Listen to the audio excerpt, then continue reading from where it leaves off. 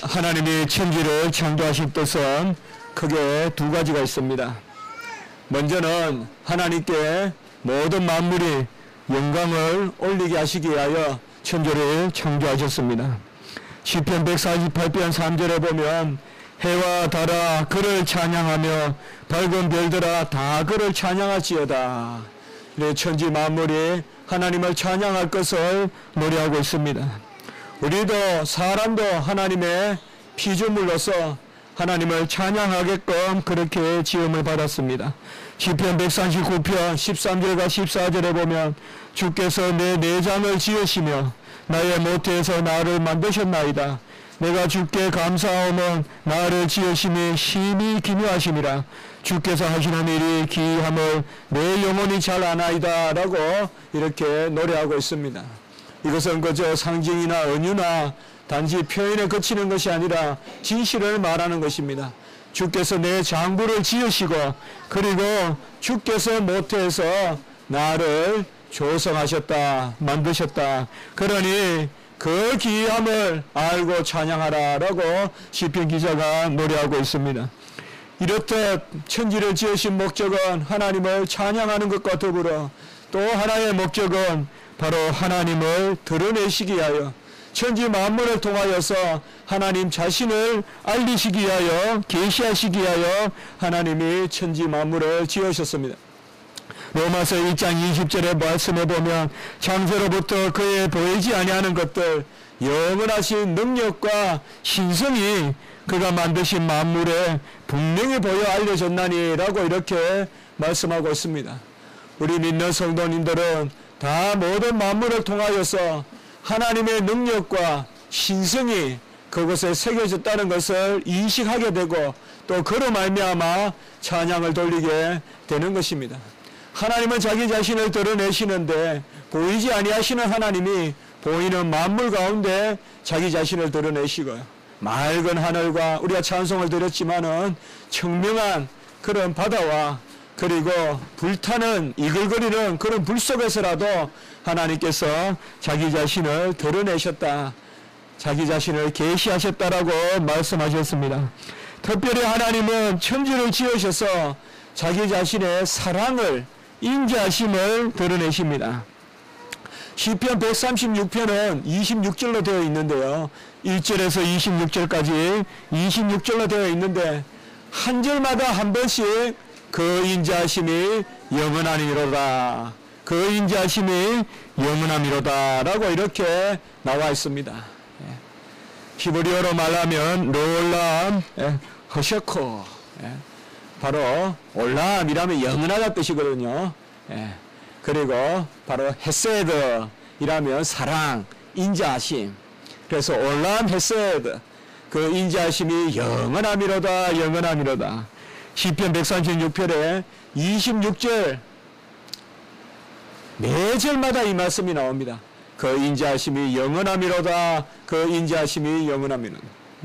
지혜로 하늘을 지으신 이에게 감사하라. 그 인자하심이 영원하미로다. 5절의 말씀에 보면 땅을 물 위에 펴신 이에게 감사하라. 그 인자하심이 영원하미로다. 6절 그리고 큰 빛들을 지으신 이에게 감사하라. 그 인자하심이 영원하미로다. 7절 이렇게 계속 이런 식으로 26절에 26번 동안 그 인자하심이 영원하미로다. 올람, 헤세드, 영원하신 사랑, 영원하신 인자하심을 노래하고 있습니다. 무엇보다 하나님은 이러한 자기 자신을 찬양을 받기를 원하시고 그리고 자기 자신을 드러내시는데 특별히 사람을 지으셔서 인격적인 찬미를 받기를 원하시고 인격적인 그런 지식을 통하여 교제를 하기를 원하시는 것입니다. 그래서 하나님이 사람을 지은 것은 모든 만물과 동일한 목적을 가지시되 오로지 한 가지 더 특별한 목적이 있는데 그것은 바로 인격적 찬미의 도구 그리고 인격적 계시 혹은 인격적 교제의 도구. 달리 말하면 하나님과 인격적으로 만나고 인격적으로 예배드리는 바로 오늘 이 모습이 지금 우리가 예배드리는 이 모습이 바로 하나님께서 우리를 지으신, 특별히 사람을 지으신 그 목적인 것입니다. 특별히 오늘 말씀에 보면 하나님은 자신의 형상과 모양대로 우리를 지으셨다. 그래서 이 말씀이 바로 인격으로, 하나님은 인격이시잖아요. 그래서 우리도 인격으로 지으셔서 그에게 영광을 돌리게 하시고 그를 드러내셨다라고 말씀하셨습니다.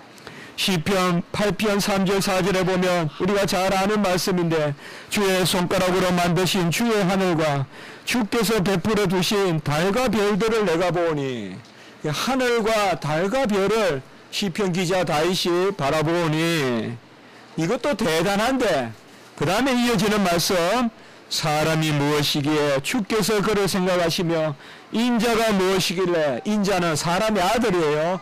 사람의 아들, 그 사람과 똑같은 말이에요. 이게 시편은 반복해서 쓴 말이에요. 사람이 무엇이건데 주께서 그를 생각하시며 인자가 무엇이건데 주께서 그를 돌보시나이까. 특별히 하늘의 별과 달을 보면서 다윗은 그것보다 우리가 훨씬 더 뛰어나다는 것을 노래하고 있는 거예요. 그래서 하늘에 주께서 지으신 달과 별과 하늘을 내가 보니, 사람이 무엇이간데 주께서 그를 생각하고 인자가 무엇이간데 주께서 그를 돌보시나이까, 건념하시나이까 라고 이렇게 다윗은 노래하고 있습니다. 하늘의 별과 달과 그 하늘 자체를 붙들고 계시는 하나님도 그 오묘하심과 그 놀라운 섭리가 대단하지만은, 그 하늘을 바라보고 있는 이 눈동자를 지니고 그 하늘을 바라보면서 하나님께 영광을 돌리는 이 마음을 주신 사람은 얼마나 대단하냐. 그래서 바로 자연을 노래하기보다 자기 자신을 지으신 하나님을 노래하는 것이 바로 이 시편 8편 3절과 4절 우리가 많이 찬송도 드리는 그 말씀인 것입니다. 공중의 새를 보라, 심지도 거두지도 들이지도 아니하였는데 그들이 먹고 그들을 먹이시고, 들의 백합화를 보라, 수고도 길쌈도 아니하는데 그를 입히시지 아니하느냐. 하물며 너희일까 보냐. 공중의 새와 들의 백합화, 꽃도 하나님께서 먹이고 입히시거든. 하물며 너희 인생일까 보냐, 너희 사람일까 보냐. 하나님은 특별히 사람을 지으셔서 사람을 돌보시고 사람을 지키시고, 그리하여서 사람을 통하여서 하나님은 자기 자신을 드러내시기를 원하시는 것입니다. 시편 144편 2절에 보면 여호와여, 사람이 무엇이건데 주께서 그를 알아주시며 인생이 무엇이기에 그를 생각하시나이까 라고 이렇게 말씀합니다. 사람보다 약한 존재 없어요. 사람보다 악한 존재 없어요. 사람은 약해요. 저기 깊은 굴에 들어가면 개미는 살지만 사람은 이틀만 있어도 죽어요.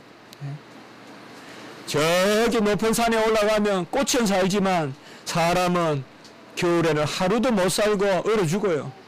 사람은 약해요. 다른 짐승은 낳자마자 다 뛰어다니지만은 사람은 낳고도 한창 어머니가 돌보고 할머니 할아버지가 돌보야 겨우 걸어 다니기 시작해요. 사람이 가장 약한 존재예요. 그리고 하나, 사람은 가장 악한 존재, 약하고 악해요. 온갖 죄를 생각해요. 짐승을 생각할 수 없는 것을 짐승보다 못하다는 말은 당연한 말이에요. 악한 것으로 말하면, 사자는 배부르면 옆에 아무리 사슴이 뛰어다녀도 놔둬요. 사슴은 알기 때문에 사자가 배부를 때는 옆에 와요. 그러나 사람은 아무리 배부르면 오히려 가지면 가질수록 더 악해지는, 그 경제학자들이 계산이 안 나오는 거예요. 이게 사람은 도무지 경제적으로 파악이 안 나는 거예요. 뭐 한계 효용이니 그런 법칙이 있지만은 사람은 먹으면 식욕은 줄어요. 찐빵을 하나 먹었을 때는 훨씬 맛있어요. 두 개를 먹었을 때는 덜 맛있어요. 아무리 맛있는 음식도 배부른 사람에게는 맛없어요. 세 끼 굶으면 다 맛있어요. 그런데 중요한 것은 배가 불러도 또 취한다는 거예요. 식욕이 없어도 음식을 내 자리에 끌어놔야 그게 사람은 마음에 성이 찬다는 거예요. 이렇듯 사람은 약하고 이렇듯 사람은 악한데 사람이 무엇이간데 그를 건념하고 그를 생각하고 인자가 무엇이간데 그를 돌보시나이까. 플라톤은 사람을 소우주다 많이 생각을 해봤어요. 아리스토텔레스도 그렇게 이야기했고요. 그래서 마이크로 코스모스다, 소우주다 그렇게 이야기했습니다. 사람 안에 다 들어있다. 이게 철학자들의 생각이에요. 흙도 들어있고 물도 들어있고 불도 들어있고 공기도 들어있고 철학자들은 그것이 세상의 구성요소라고 했는데 사람 안에 다 있는 거예요. 호흡도 있고 열기도 있고 흙도 있고 다 있는 거예요. 그래서 소우주다. 파스칼은 또 생각하는 갈대다. 그리고 데카르트는 사람은 생각한다, 고로 존재한다. 나는 생각한다, 고로 존재한다. 그래서 사람은 생각하는 존재다 라고 이렇게 이야기했죠. 그러나 이 사람들은 아무도 사람이 어디에서 나왔는지는 몰랐어요. 철학자 데카르트는 사람이 생각하는 존재라는 것은 정확하게 그의 방법소설에서 말했지만은 그러나 생각하는 내가 어디서 왔는지는 몰랐어요.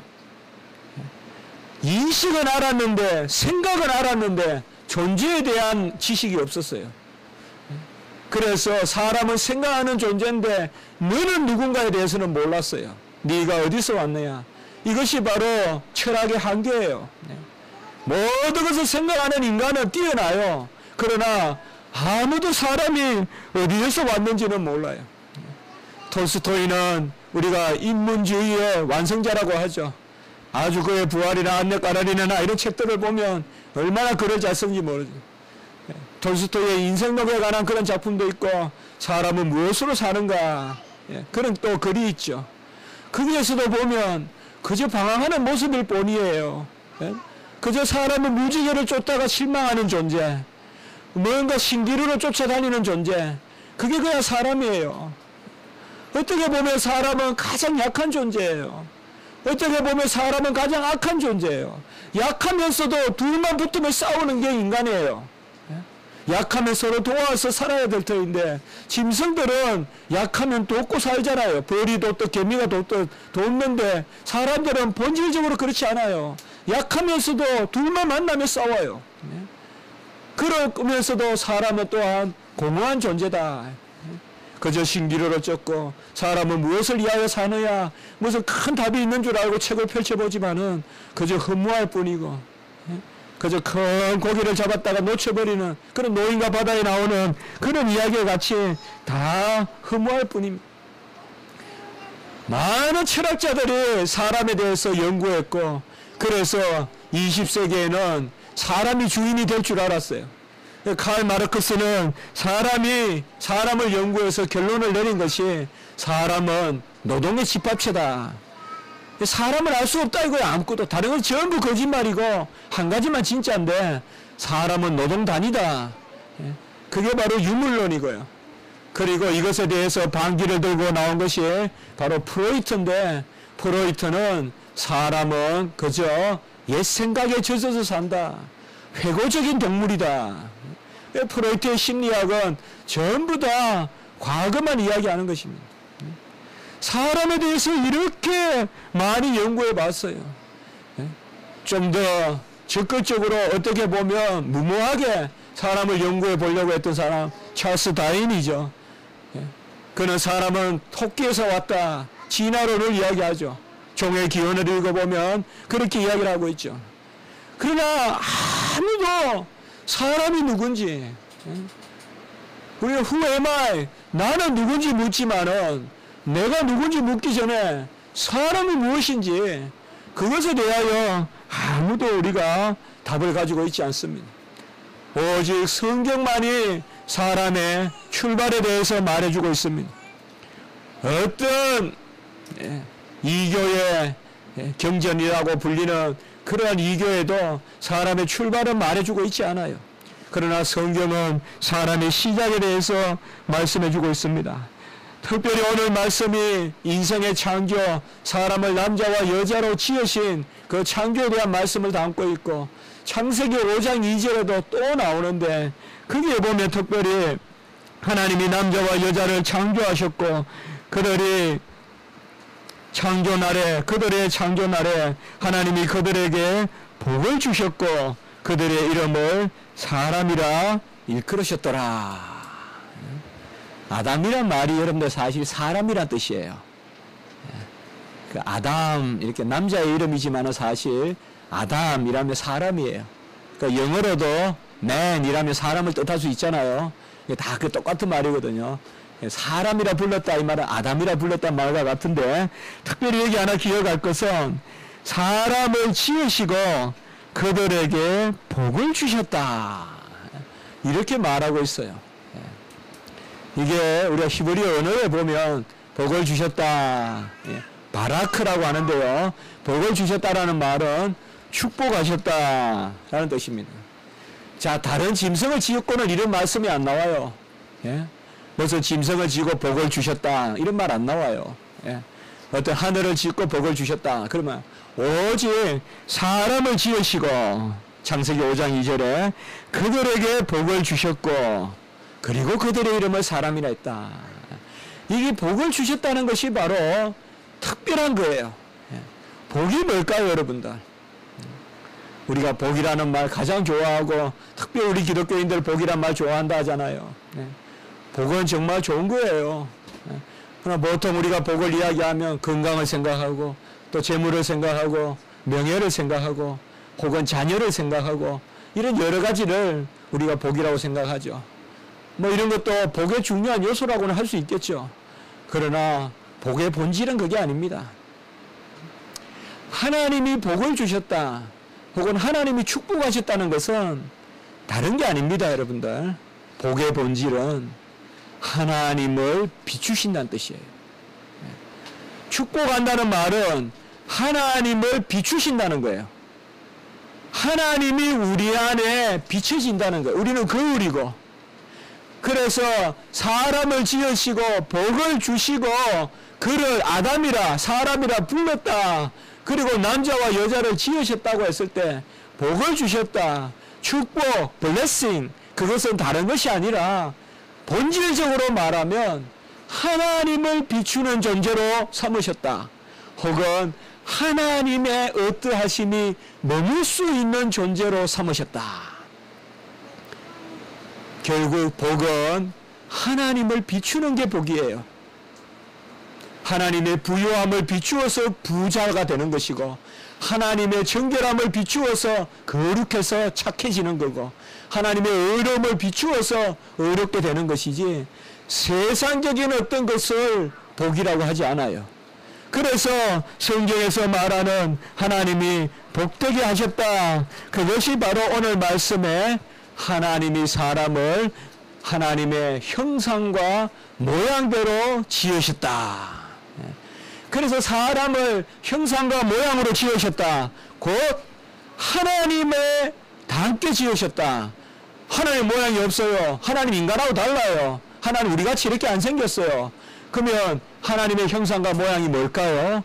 하나님을 비추는 존재, 그리고 하나님을 담을 수 있는 존재, 인격적으로 하나님을 담을 수 있는 존재. 그것이 바로 오늘 26절에 우리가 읽었던 1장 26절에 우리의 형상을 따라 우리의 모양대로 사람을 만드셨다.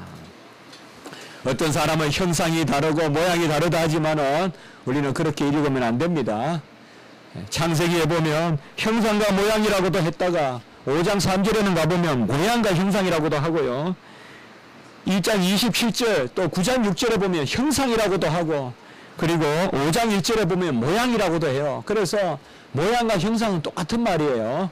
그래서 우리는 그냥 하나님의 형상이다 이렇게 생각하시고, 성경에 모양이란 말이 나오면 이거 다른 것이다 그렇게 말하는 사람들이 많기 때문에 제가 말씀드리는 거예요.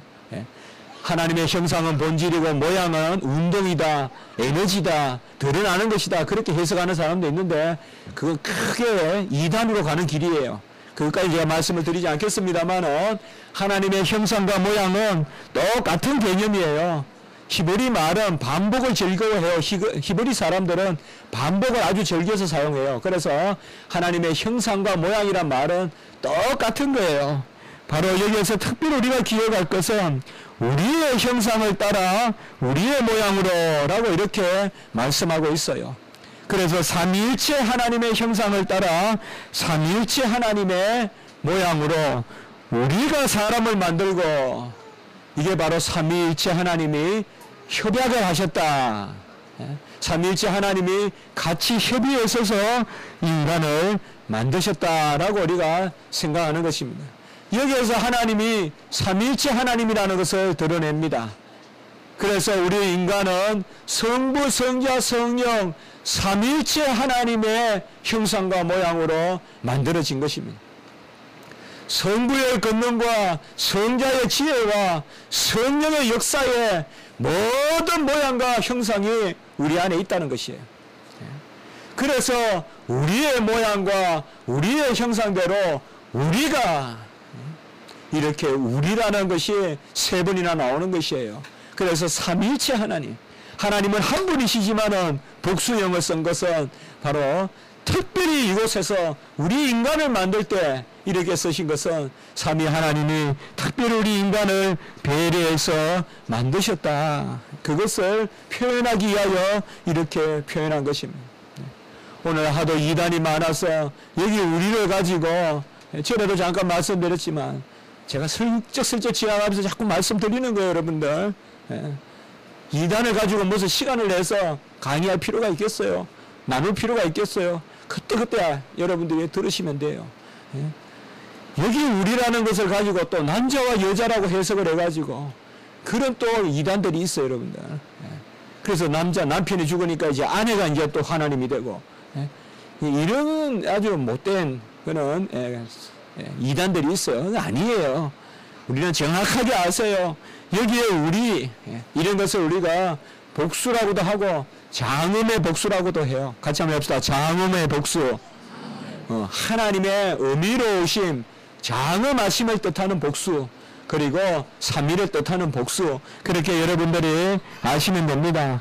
하나님이 우리를 하나님의 형상과 모양으로 지으셔서 26절 뒷부분에 보시면 공중의 새와 가축과 땅과 땅에 기는 것과 모든 것을 다스리게 하자라고 이렇게 말씀했습니다. 여기에서 우리는 두 가지를 생각해야 됩니다. 바로 이게 영장권입니다. 그러니까 하나님이 모든 만물을 다스릴 수 있는 최고의 권세를 주셨고 영장권을 주셨어요. 우리 작은 아이도 어떤 코끼리를 굴복시킬 수 있어요. 그게 바로 영장권. 우리 아프리카 이런 데 보면요, 옛날에 타잔이라는 영화 보면 그 타잔이 이름을 까먹었는데 그 애가 나오거든요. 어떨 때는 개가 어떨 때는 타잔이 나오고 어떨 때는 또 안 나오고 이러는데 그 애도 막 칼을 하나 이렇게 끼고 이렇게 나와요. 걔가 코끼리를 모는 거 보면 제가 되게 부럽더라고요, 초등학교 때. 아, 나도 저렇게 코끼리 한번 몰아봤으면 좋겠다. 어떨 때는 막 때로 몰고 다니잖아요. 그게 인간이에요, 여러분들. 아주 어린 아이도 우리 이제 에린이 같은 우리 그런 또 내연이 같은 우리 또 가영이 같은 어린아이도 심성을 굴복시킬 수 있어요. 그 영장권을 주신 거예요. 그런 만물의 영장권을 주시고 그럼에도 불구하고 하나님의 형상이라고 했어요. 모양이라고 했어요. 형상과 모양은 하나님이라는 것이 아니에요, 여러분들. 형상과 모양을 주었으니까 우리가 하나님이다라고 하시면 안 된단 말이에요. 형상과 모양은 피조물이에요. 그 여기에서 우리가 두 가지를 생각해야 돼요. 하나님의 형상에 우월함이 있고 하나님의 형상에 연약함이 있어요. 연약함은 우리가 여전히 피조물이라는 것이에요. 하나님의 형상은 하나님이 신이 아닙니다. 신이 신이 아니에요. 우리 인간은 신이 될 수 없고 영원히 신이 아니에요. 하나님은 우리를 인간으로 피조물로 지으셨어요. 그래서 하나님은 스스로 계시나 우리는 스스로 있을 수 없어요. 우리는 지음을 받은 존재예요. 그리고 하나님은 무로부터 있게 하시는 창조주 하나님이나 우리는 모든 것을 받아서 누릴 뿐이에요.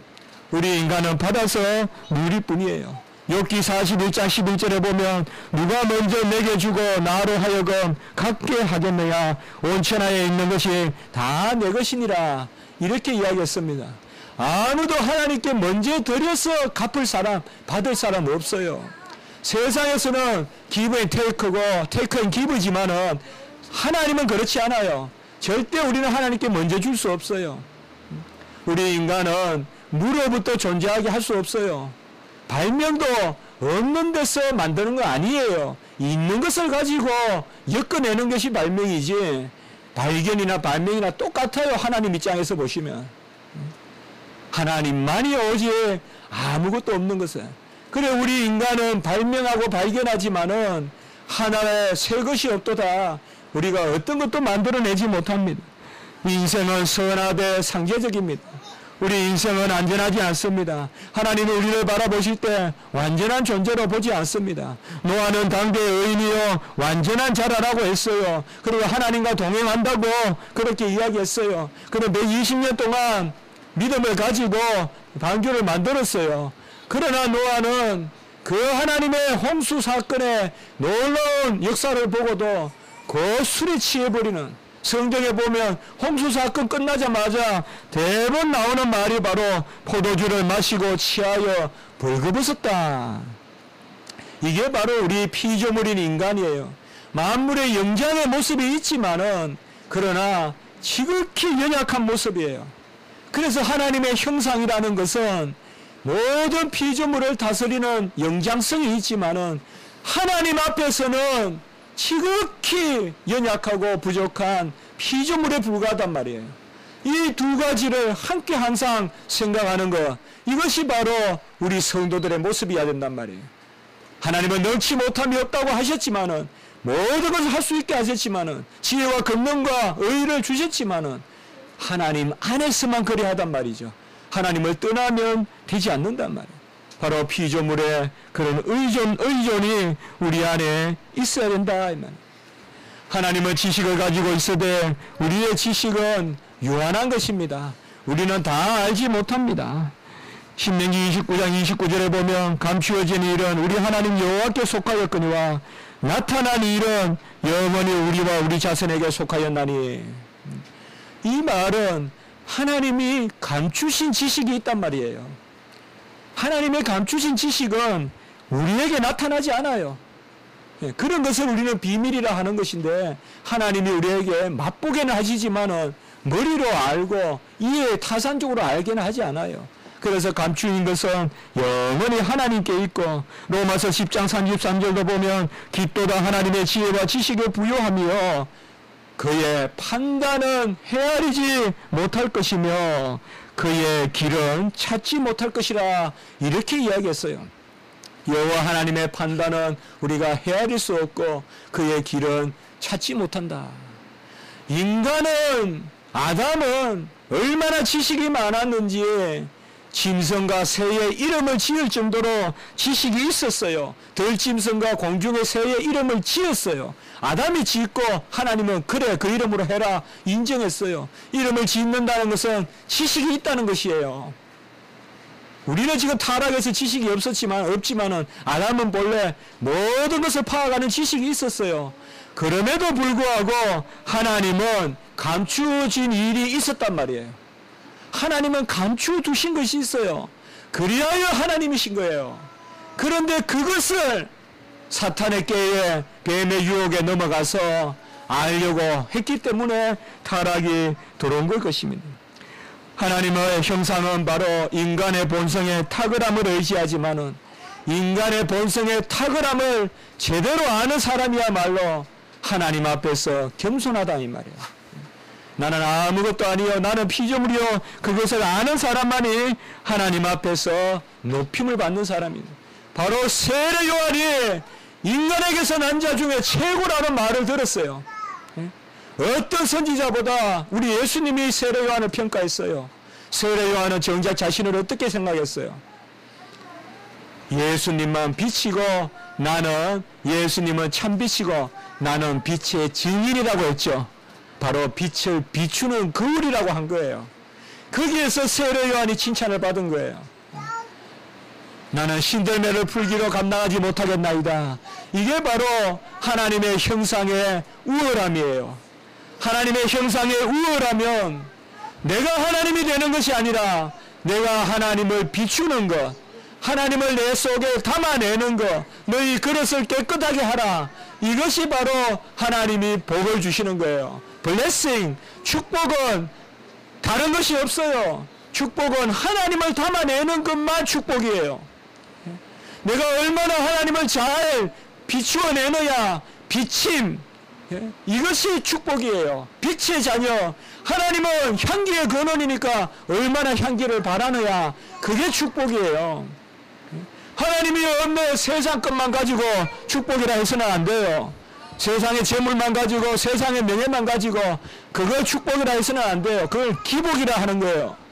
우리는 축복이에요. 축복은 뭔가 하면 하나님을 비추는 거예요. 그는 모든 만물에 충만하신 하나님이니까 우리 인생을 그저 가난하게 부족하게만 두시겠어요?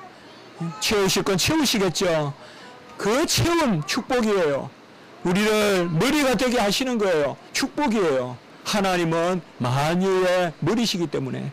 그래서 우리는 결국은 무엇이 축복이냐? 고린도후서 4장 6절에 주 예수 그리스도의 얼굴에 있는 하나님의 영광을 아는 빛을 우리의 마음속에 비출 때 그것이 축복이다 이 말이에요. 가장 복받은 사람은 누구냐? 가장 하나님의 형상을 온전히 회복한 사람은 누구냐? 바로 하나님을 제대로 비추는 사람인 것입니다. 우리 인간은 타락으로 말미암아 이 하나님의 형상을 잃어버렸어요. 그래서 더 이상 하나님을 담아낼 수가 없게 되었어요. 하나님의 형상을 상실했다는 것은 더 이상 하나님의 거룩도 있을 수 없고 모든 것이 하나님의 부요함도 있을 수 없다는 것입니다. 오늘 말씀해 보시면 2장 7절에 보면 하나님이 생기를 불어넣으시니 생명이 된지라 라고 이렇게 말씀했습니다. 생기라는 말은 우리가 NIV나 이런 영어 성경에 보면 잘 번역되어 있어요. 바로 living breath, 살아있는 호흡이란 뜻이에요. 하나님이 살아있는 호흡을 불어넣으시니 생명이 된지라, 이 말은 living soul이라는 말이에요. 살아있는 영이 된지라. 자, 하나님이 호흡을 불어넣으셨으니 우리는 살아있는 영이 되었어요. 한 가지를 기억합시다. 하나님이 호흡을 불어넣어서 우리가 살아있는 영이 되었다는 것은 이제는 내가 호흡하라는 것이 아닙니다. 하나님이 내 안에서 계속 호흡하시겠다는 뜻입니다. 우리는 하나님이 주시고 하나님은 멀리 계신 분이 아닙니다. 우리가 예수 그리스도의 은혜를 받은 것은 그 은혜가 예수님이 내 안에 사시기 때문에, 역사하기 때문에 그런 거예요. 오늘 말씀이 생기를 불어넣으니 생명이 된지라, 이 말은 하나님이 생기를 불어넣으시면서 이제 우리 안에 호흡을 하시는 호흡의 주님으로 오셨다는 거예요. 이제 나를 위해 호흡하시는 분이 하나님이세요. 그래서 하나님이 떠나면 죽는 거예요. 이것을 우리가 영적인 사망이라고 하는 거예요. 그래서 아담과 하와가 죄를 지었을 때 이미 하나님이 떠나셨기 때문에 에덴을 떠나고 이게 막 떠나는 거예요, 하나님이. 그래서 그들은 영적으로 죽었다라고 이렇게 말하는 것입니다. 태초에 하나님이 삼위일체 하나님이 지으실 때 성부의 뜻에 따라 성자의 생명으로 지으셨어요. 그래서 요한복음 1장 4절에 보면 그 안에 생명이 있었으니 이 생명은 사람들의 빛이다 라고 이렇게 이야기했어요. 예수님은 영원전에 계세요. 오늘 주일학교도 보니까 잘 했어요. 가르치대요 보니까 예수님은 영원히 계세요. 생명으로 계세요.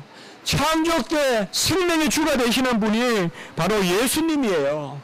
그래서 삼위일체 하나님의 형상으로 지으신 거예요. 생명이신 예수님이 우리 안에 들어오셨는데 그 생명이신 예수님을 몰아낸 거예요. 그것이 타락이에요. 그러면 이제 어떻게 해서 우리가 다시 하나님의 형상을 회복하느냐? 그것은 바로 예수님이 우리 안에 다시 사셔야 돼요. 그렇기 위하여 예수님이 흙으로 지음받은 우리와 똑같이 흙으로 지은 육체 가운데 생명으로 다시 오시는 거예요. 이것이 바로 성육신이에요. 성육신은 태초에 우리를 지으셨던 그 예수님, 그로 말미암아 모든 것을 지으시고 사람들의 빛이 생명인데 그 생명이 말씀이라고 하신 그 예수님이 다시금 우리에게 오시는 것입니다. 그리하여서 이제는 살려주시는 영이 되었다라고 고린도전서 15장 45절에 말씀하는 것입니다. 오늘의 말씀을 제가 마치도록 하겠습니다. 바로 하나님의 형상은 다른 것이 아니라 하나님을 비추는 것이다. 하나님이 내 안에 사시는 것이다. 그것이 바로 호흡이다. 그래서 그 호흡이 있는 자마다 여호와를 비추는데 그 호흡이 있는 자마다 여호와를 비추는 최고의 모습이 시편 150편 6절 호흡이 있는 자마다 여호와를 찬양할지어다. 호흡이 있는 자마다 여호와를 찬양하라. 그래서 하나님의 형상을 지닌 우리 인간의 최고의 모습은 바로 하나님을 찬양하는 것입니다. 여호와 하나님을 찬양하는 것, 그것이 바로 하나님의 형상을 지닌 우리의 모습인 것입니다. 우리는 하나님께서 신령한 복을 주셨어요. 하늘에 신령한 복을 주셔서 우리를 구원하셨습니다. 그것이 하나님의 형상을 지닌 것입니다. 이렇게 하나님 우리를 지으신 고귀한 것을 기억하면서 날마다 하나님 앞에 나아가고 그 형상을 회복하는 그런 은혜가 있기를 바라는 것입니다. 우리에게 가장 큰 유일한 복이 있다면 그것은 바로 하나님을 비추는 것입니다. 하나님의 어떠하심을 묵상하시고 그것을 비추고 나를 그 비추는 그런 영혼으로 삼아주신 것을 감사하는 그런 은혜가 있기를 주님의 이름으로 기원해 보는 것입니다. 기도드리겠습니다. 거룩하고 자비로우신 하나님 아버지, 만세전의 말씀으로, 생명이신 말씀으로 우리를 지어주시고 타락으로 말미암아 이제가 우리가 그 형상을 상실하였는데 다시 그 말씀을 육신으로 사람으로 우리에게 보내주심으로 이제 우리가 그 예수를 믿기만 하면 다시금 하나님의 형상을 온전히 회복하고 이전보다 낫게 하심을 감사를 드립니다. 우리가 하나님을 비치게 하시고 하나님을 증거하게 하시고 온전히 하나님을 담아내는 그릇이 될 수 있도록 주여 도우시고 인도하여 주시옵소서. 복을 구하오니 하나님의 어떠하심을 우리가 증거하는 복이 있게 하시고 하나님의 부요함과 하나님의 거룩하심과 하나님의 의로우심과 진리를 온전히 우리가 드러내는 그 지식을 만방에 선포하는 우리가 하나님의 형상을 온전히 회복하는 자리에 서게 도와 주시옵소서. 감사함을 드리옵고 구주 예수 그리스도 이름으로 기도드리옵나이다. 아멘.